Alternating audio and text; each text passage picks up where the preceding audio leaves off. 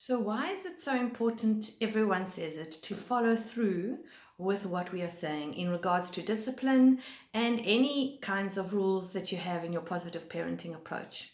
So, I just want to unpack quite briefly three things that make following through so important. The first, and probably for me the most important, is the trust. So, when you follow through with what you said you're going to do, whether it be a consequence for discipline or whether it be just something that's going to happen in the day, you are building trust with your child, word for word, behavior for behavior. Following through is an absolute must for building trust with your child. A second reason that following through is so important is that it models for a child that this is how life works. You say you're going to do something and you do it. So it models that good behavior that they can then also follow through. For example, they say they're going to go to a friend's party and then they do. They are then being shown and taught to follow through with what they say to do, which is a super thing. And the third reason that following through is obviously a great thing to do is the cooperation that it gets you. So most of us start the other way around and we want to follow through just because we want to get them to cooperate.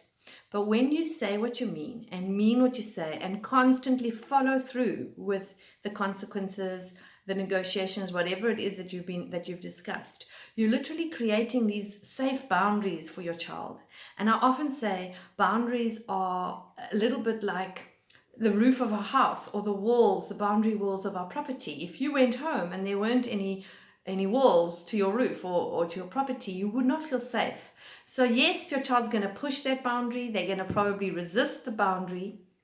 However, the boundary creates the safety. So following through with a consequence, as long as, and particularly if you have warned your child, creates that sense of safety, that sense of consistency. There is nothing more amazing for me to watch what happens when a child feels contained. Yes, mom means what she says what she means, and if I do this, I better not test her. And of course, it does take practice. Our hearts melt. We want to just give in. Give it a try this week. Share your comments here with us. And obviously, we'd love to hear from you what is hard for you, what's easy for you, and which of these tips are your favorites. And maybe you want to comment what other tips you'd like for our Tuesday tips going forward. Hope you have a beautiful week.